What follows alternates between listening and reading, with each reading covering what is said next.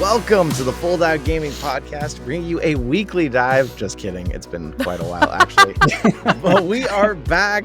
We're hanging out today. We're here at the podcast. And if you know us, you know Asterion Products. We got to shout them out. Our first ever and one of our only sponsors to date. They take care of us. Check them out. Code Full Dive will get you 10% off on AsterionProducts.com. And Full Dive 1 might even work on Amazon. I don't know. We'll figure that out by the time this thing posts. How are you two doing? I'm doing so great. It's been a while. We're excited to be back. Thanks to the Discord for prompting us to come back and record. How about you, Lee? Slash assassin. It was nice to get the gentle nudge from Discord. Yeah, I'm doing good. I've been spending time playing future games, play testing for Impact Labs. Nice. Yeah. That's you fun. Have secrets you probably can't even share with us. Secrets. I don't remember if I can or not, so I'm just not gonna. Well, if you're somehow new here, I'm JayBratt. I'm a VR YouTuber and apparently traveler. NatBratt next to me here. She's you can introduce yourself. Go for it. Oh yeah, I forgot about introducing ourselves. Yeah, I'm NatBratt, a VR enthusiast who is excited to be back and talking to everybody. Yay! And I'm Assassin32, a VR YouTuber who's struggling to get more consistent, but I will get more consistent. It's a good time. Well, here on the podcast, we usually do things in a pretty good order. We're trying a little more free flow this time, but we're still going to start off. We're going to talk to you about some questions on our Q&A from all you out there, try and give you some answers for the Discord. Then we've got a couple things to talk about, some news of our own to share, some exciting news, and then talk about what we've been doing in VR lately. So first up, Nat, what questions do we have, or what question from who?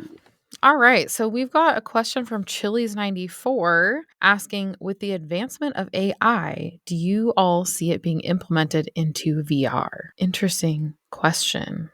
And how? I think it already is. Yeah. And for me, like, you know, there's a lot of debate about VR art and this and that, but like, or AI art, but like, think about how much easier it would be as a developer if you could just tell AI, hey, develop me like 100 NPCs for this area that all look different and fill it up instead of going through and designing one at a time. And the big problem that a lot of games never make it is because all that funding they need to pay all those artists and all these 3D designers and stuff. Literally one person could be making near AAA games with the help of AI. But then you get into that discussion of, oh, well, that was 100 developers that could have had a job. Well, no, that person didn't have the funding to hire 100 developers. So true. How do you balance out the argument here? Good point. And that's always going to be there when there's new technology, and humans always work to get more and more efficient. I think the difference, though, with AI is it's a giant leap forward. It's not an incremental step. But AI characters in games, I mean, how cool is that if you can actually have a conversation with some of the NPCs? Yeah, it's the first time you could really do it without people having to go in and write lines and write scripts and write responses. It can save so much time for a developer, for a user to create something. It's almost like, I think about like, what if back in the day, TV stations had lobbied against YouTube and said, oh, that they're not going to have 100 production assistants working on the set, and they're not going to have all these, so they can't do that. Well, thanks to something like YouTube, suddenly everyone could just have a camera and make videos. And people love it. And look at what the industry it spawned. But if the TV industry had fought back and said, no, they can't do this, we're not going to allow this, and stop, kind of like people are doing with AI right now, we would have a whole different world. We wouldn't have this whole network of people making their own money using YouTube as their platform. So it's hard to look at progress because, yes, jobs are going to get wiped out, and sensitive to people here, you know, can we let the libraries get wiped out by the fact that we have the internet? Yeah. Yeah. I mean, interesting the internet, perspectives. The internet is the greatest, worst thing ever. And AI is just that, but a little bigger. AI also, like, it's a helpful tool. There's, you know, positives and negatives. The negatives are, you know, it's kind of stealing creativity from people that made it. Like it's using art and things that people have created and jumbling it up to make something else. So it's not like its own stuff. I'm just repeating myself, but yeah. And it can also be used for negative things, but you know, that's anything. I had some other point I was going to say, but now I can't remember. That art thing always gets me when people say it, though, because isn't every artist just taking all the art they've ever seen and making something new out of it themselves? But that's like a human brain, so it's fine. At what It is, point? but At what point does something become on level with the human brain? Liam. there's an art to using AI, though. Are we gonna start arguing? Oh my gosh. Okay, go Lee, go. You guys can actually fight in person. I'd have to drive like 40 minutes to start fighting with you. No, but there's an art to using AI too. I've used it for thumbnails, and it takes quite a while for me to come up with a good thumbnail using AI because I'm just not very proficient at it. I know who it is actually in my head. I'm just not going to use his name. But anyway, there's a very famous person that has talked about like moving forward. The people that know how to make AI work correctly are going to be the next wave of millionaires. Oh, I remembered my thing I was going to say. Is that AI also can be crappy. Like, now there's like AI with freaking everything. Everyone's like, oh my God, this has AI. Blah, blah. Like freaking Google searches now powered by AI. And they like kind of suck. And also like, I think being, on the positive end, it can be a helpful tool, but you have to know how to use it right. Just like, people using it for like writing emails or something. And then just using exactly what AI tells them, and then it doesn't really make sense or it's not really appropriate for the situation. Anyway, we're talking forever. This is not our whole episode. It's not, but it's a great subject. It really is. Good job, Chili's94. You always give us great questions. Jay, is there another question we should talk about for a little bit? Yes. Oh, We'll yeah. try and move through them a slight bit faster. Okay. Shave Dog is here saying, what game have you played that needs the largest play space? Ooh. I just downloaded Eye of the Temple and think I need to play it outside. Eye of the Temple is great. Lee, what do you think as far as big play game. space? I was actually going to say Eye of the Temple too. Assassin 32. What do you think about the largest play space? I'll start bleeping those out when I edit. But I think Eye of the Temple makes sense. I mean, you can play it in a slightly smaller space, but it gets really good when you're in a big space. Although there's a limit to Eye of the Temple. Like you really only need, I think 10 by 10 is like, because I tried putting in a field, I thought it would scale up the experience way bigger, and it doesn't. You still really only need to go about 3 steps at most, maybe just 2 steps in each direction, no matter how big your play space is. So like the biggest play space obviously is spatial ops, because the bigger you go, the bigger you can make the stage, the more you can do. He gone. He back. I didn't just screw up the entire episode. I hope not, because you went away. Yeah. But it's still counting our time. Yeah. Seems to be the same. So in spatial ops, you can be walking around rooms, running around your house, and the bigger you can make it, the bigger house you're in, the more space it can actually utilize, which is really awesome. So you're behind your couch, you're using it as an obstacle, you cover it in crates, or you're using obstacles that you've set up, and you're fighting all of your friends. And I was just playing this at a con, and we had like a humongous area, but they filled it with so many obstacles you couldn't really run. You were like stepping in between things and stuff. But Nat was there playing it with me, actually, and we had a really fun time with some friends, all of us in it together. Yeah, very fun. Yay, spatial ops. Okay. I forgot you were in Vegas, by the way. I totally forgot you guys were in Vegas. Oh man, it was so fun. Been back for days now, just like days. 2 days. We made it sound like we've been back for so long. Yeah. For Jay, 2 days at home is a long time, though. That's true. It's weird to feel like I have time. I have jury duty supposedly coming up, so I got to stick home for a little while. Shafe also asked, and I think this one's kind of towards me. Now that you've hit 100K, have you been fortunate enough to get your first stalker? I've had stalkers for a while, so they're usually harmless. You're gonna go somewhere where one of them is. You're gonna meet them in person. You're like, are they gonna kill me? Maybe, but some of my best friendships have come from people that I thought might kill me. Are you gonna talk about a person? You can't believe he did that, but he's right. Hilarious. I mean, at one point, I don't know that I'd say stalker, but at one point you were just, an online person talking to me about my channel. And then we met in person and we became friends. So, the problem is most people that are online, you're still normal people, but that one that isn't is really going to mess it up for you. Yeah. I've picked up one obvious stalker and I'm not going to talk about it anymore. Oh, wait. I'll tell you something offline. we know about. Oh my God. Jay does for sure. Ooh, fun. You guys don't get to know about them. No.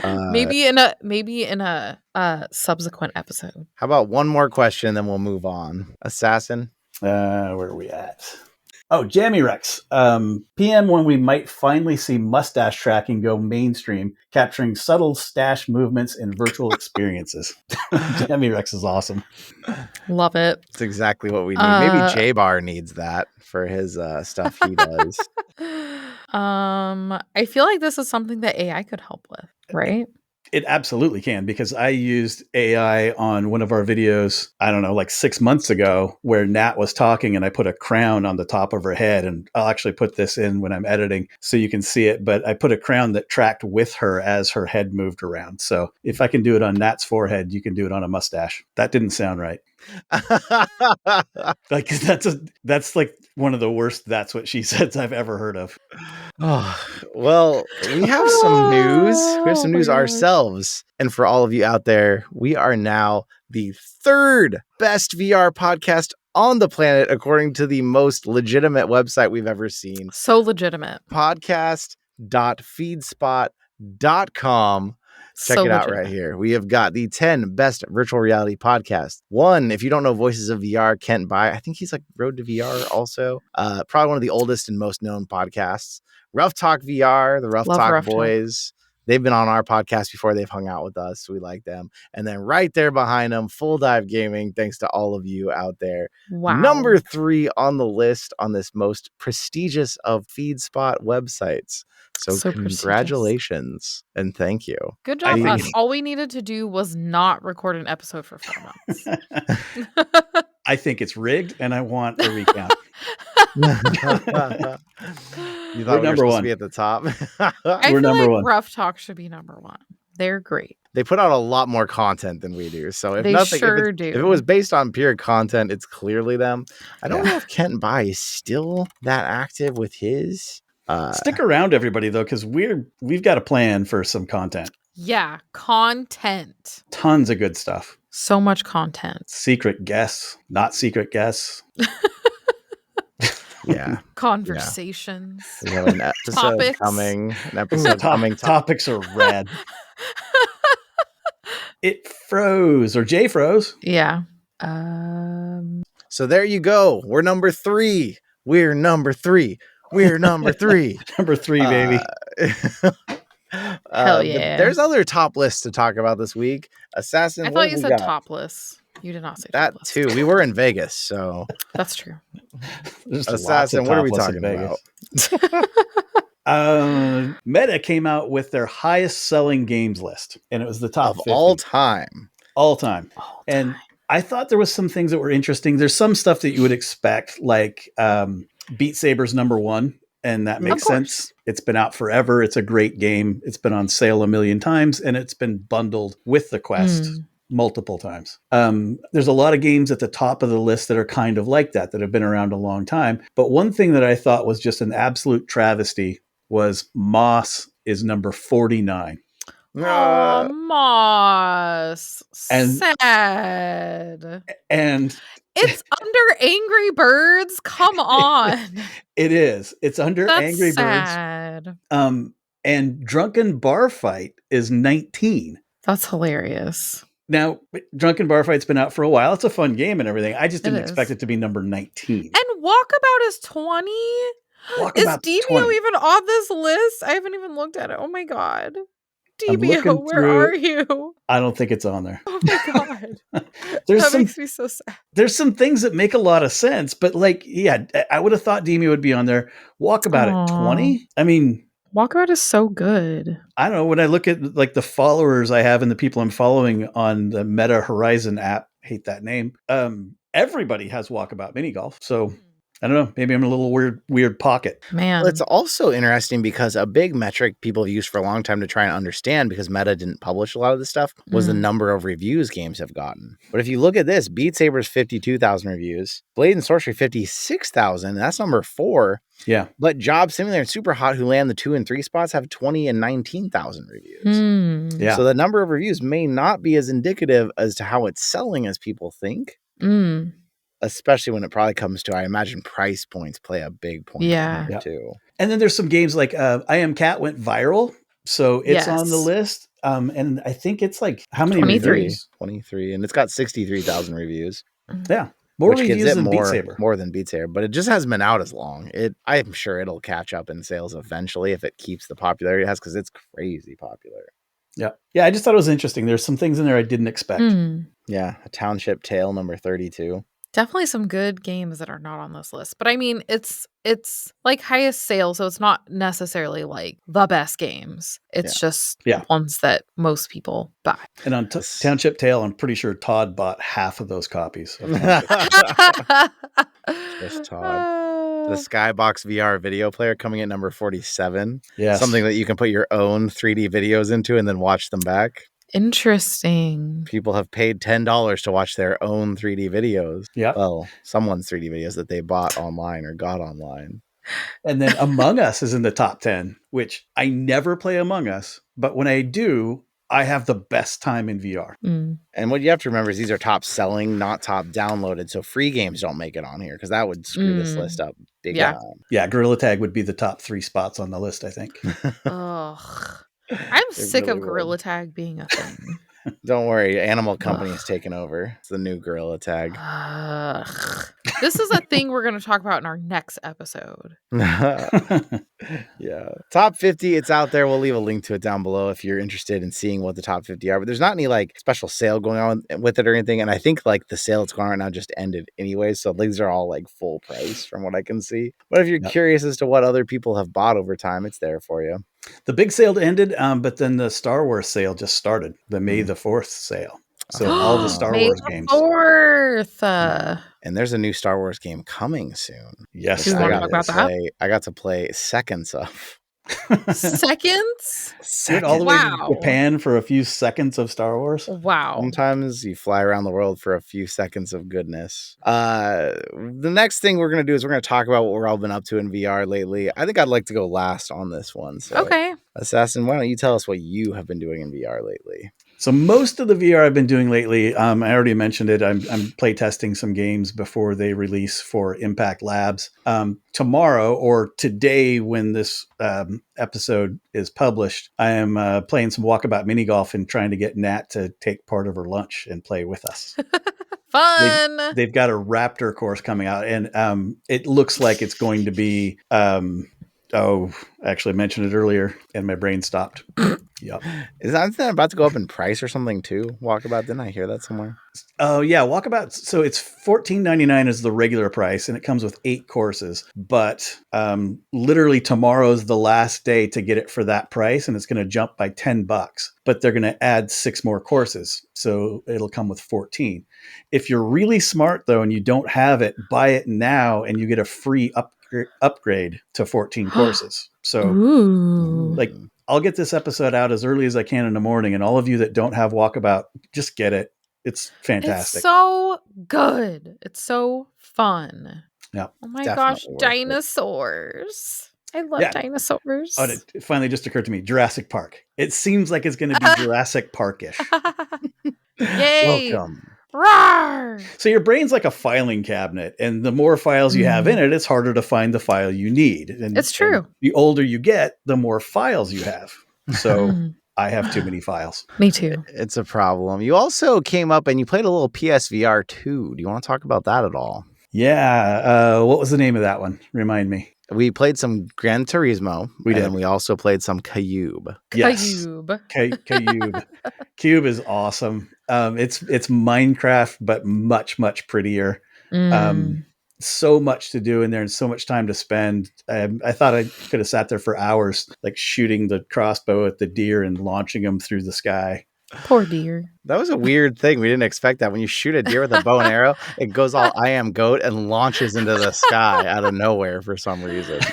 So funny. Yeah. And there's like a flame trail coming out the back of the deer. It's like oddly the prettiest game, maybe in VR's existence right now. It's gorgeous. And yet the most tedious. Yeah. If you actually wanted to play it, so realistic. You have to learn so much. Like pretty quickly, what you were like trying to break, you fell into a hole and you're trying to dig your way out with a stick. Like in Minecraft, same thing, same concept. Yeah. You got to break blocks till you can climb out. But like when you're using an actual stick in your hand to hit the dirt, it's a whole lot different than holding X. Absolutely. You can't just hold X and have it just automatically break through. So I'm just sitting there. I was like 20 minutes of just swinging my arm and just trying to get out of this hole. It was ridiculous, but I was Oh, determined. no. Jay and I didn't have anything else going on that day, and Nat was out of town. So I just sat there for an extended period of time swinging that stick. Yeah, It was fun, ridiculous. though, and a beautiful game. Yeah. And you have your own steering wheel setup at home, but you played Gran Turismo on my steering wheel on PS5. Yes. Thoughts and differences. Oh, thoughts and differences. So I have it's kind of a mid-range Fanatec setup. So it's got a lot of strength to it. The biggest positive for this setup is how much strength it takes to turn that wheel and how much feedback you get through that wheel. It's really, really strong. I don't remember the exact stats on it anymore, but that was the biggest positive. The biggest positive for PlayStation VR is that you put it on and it works. It just works. I didn't have any weird calibrations where my hands are over here and I'm trying to drive to the side. You put it on and it works. And Jay and I don't know, we played for like a half an hour, and it was just fun and easy. Driving is fun. And in VR, when you drive, you don't get hurt. Yay. I really want to start doing a monthly live stream. I've told Jay about this, and we'll get Tech Man on it too, but like a monthly live stream called Drinking and Driving. Where, oh my gosh. Where we all have the same alcoholic beverages no matter where we're at in the world, and we do a race and then chug it and then do another race. I can't join? Oh, you can join. Rude. You could join. You'd be the most fun at it. I would. I would crash constantly. Yeah.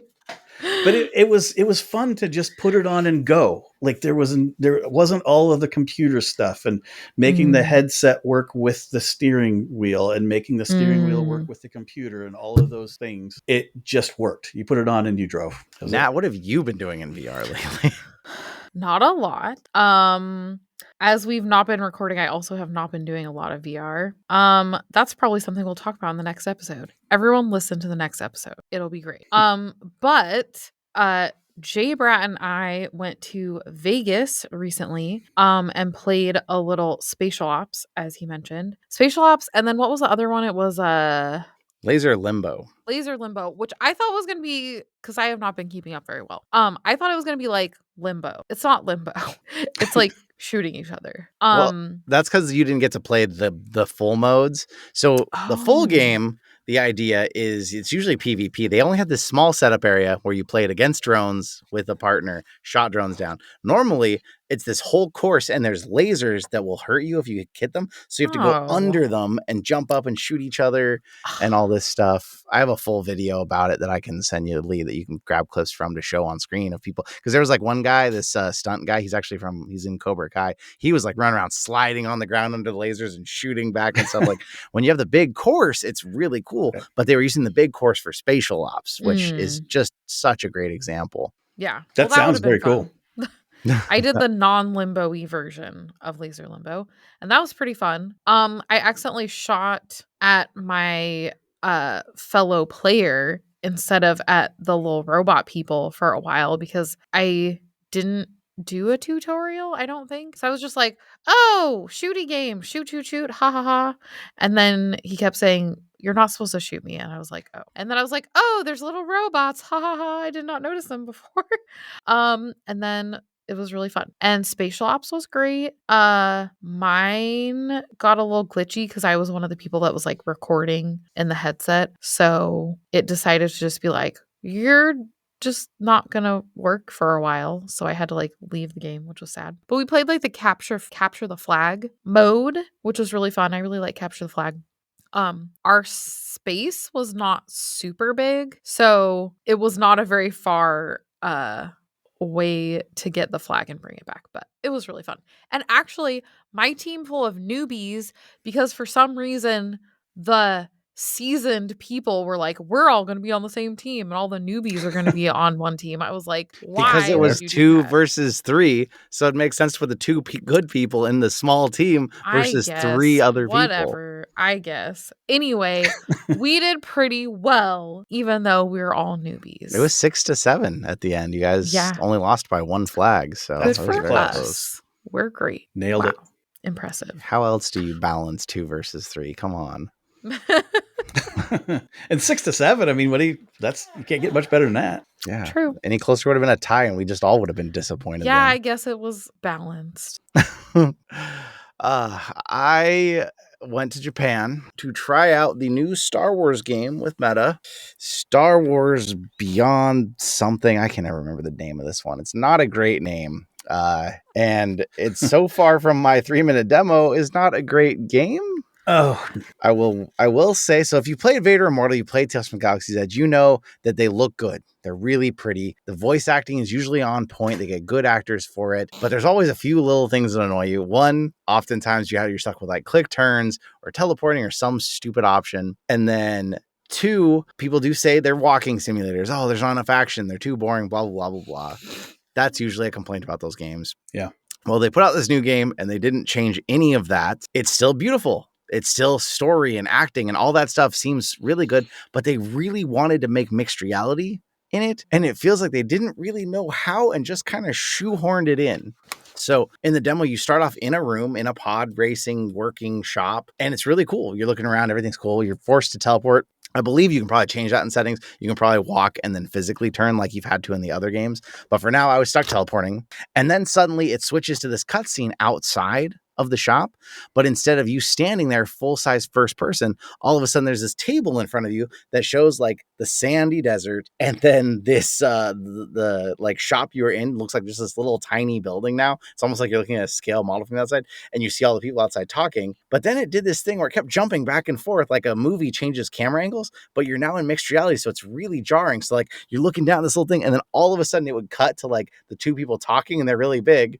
And then you're like, so you're constantly trying to readjust the size of this table, and then it switches back again to the scale model all of a sudden in the middle of this one talking, and then it switches out again. I was like, what in the world is this? Like, they go. So during playtesting, like people just fall over.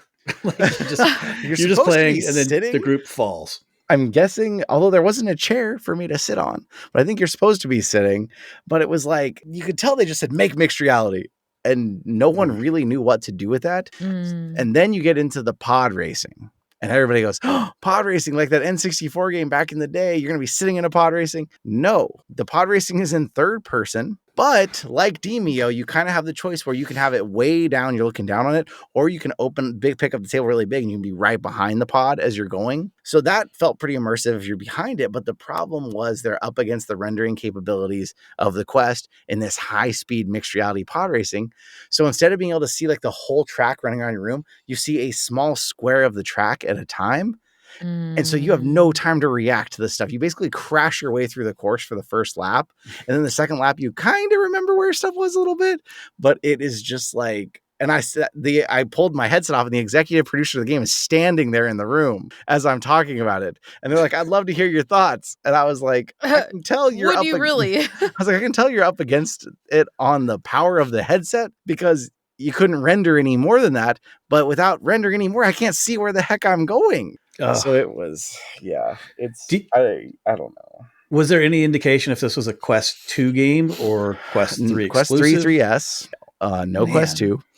And yet, I think it's just the problem is it's mixed reality. I was also really demanding on the headset. We were casting at the same time, so maybe it'll be a little better if you're not. If you're casting, because we were casting since it's a demo, they needed to see what we were doing. They weren't letting us record, so if you tried to record on top of that, you probably would have had a 2 frame rate. Yeah. But I don't know. I already had my mixed feelings about Tales from the Galaxy's Edge, and that was a full VR game, at least. Vader Immortal was cool, though. I thought, like, yeah, it was a walking simulator, but you got to have lightsabers. You got to see Vader. You got to fight him. It just feels like each Star Wars game is kind of getting worse and worse, in my opinion. But again, this was like, honestly, it was probably about 10 minutes of demo total. And that was it. So, maybe the final game's different. They did say the pod racing isn't a big part of the game. That's just like a little side part to it. But if it's not the game, then what the heck is the game? Walking around the shop and working on stuff? I don't know. I love mixed reality, but if you force it into a game that doesn't need it, that's just painful. There's no reason to do that. And as a Star Wars guy, I'm going to buy it. I'll be frustrated with it. Maybe I won't, but it's how do you not get it? It's Star Wars. I totally get that. Because if there was a Sailor Moon game that was like this, I would be like, I don't care, I'm getting it because Yeah. you just gotta. If Spyro the Dragon VR came out and every review said it sucked, I you're would so still get going to that. buy it. I would so get that. Yeah. Facts. Well, report back when you get it. Final game, how did it go? The demo did not leave me with a good lasting impression. Maybe they'll make some crazy bundle, though, where you get all of them together for a cheap price. Because if you get Vader Immortal with it and this was tacked on free, basically, why not in that case? But yeah, I'm definitely... Go ahead. Are we going to talk about... Are we going to give like a little intro? What is the word I'm looking for? Preview, are we going to talk about the sneak next peek. episode and make people all excited for the next episode? Because we've kind of been saying little things here and there. Tease it. Okay. Go for it, Nat. Me? Yeah, why not? Okay. Well, everyone be excited for the next episode because we are hopefully going to have an exciting guest, Heckman. And definitely not. No? Nope, not Techman. I mean, we could. I'd love to one of these days, but that's not him. Sorry, I said that. That is not. I'll bleep it. That's what I had in my head this whole time. It's understandable. Oh my god. Go with. You say it, Lee. Okay. You give this. So next episode, I'll already give you the topic. We're going to be talking about is meta killing VR. There's different sides to that story for sure. But we're also going to have hopefully going to have join us for that one. Yes. And not killing, like, are they siphoning away money? Are they giving up on, like, are they ruining the whole ecosystem? Yeah. It's going to be a good one, guys. It's a valid question. Peeps. It's going to be a lot of fun. I might actually bleep out who it's going to be just in case he can't do it or he has to do it 2 weeks from now. We want to get it done. That's even more exciting. And then if that's the case, then we'll get Techman to do it. There we go. All right. Well, there you go. You have been given your weekly VR news and all of that. You got a preview of what's coming next. And if you've been out there and you've been thinking about VR, is it dead? Is it dying? Let's hope not. So maybe wait till our next episode before you decide if you are going to dive on in.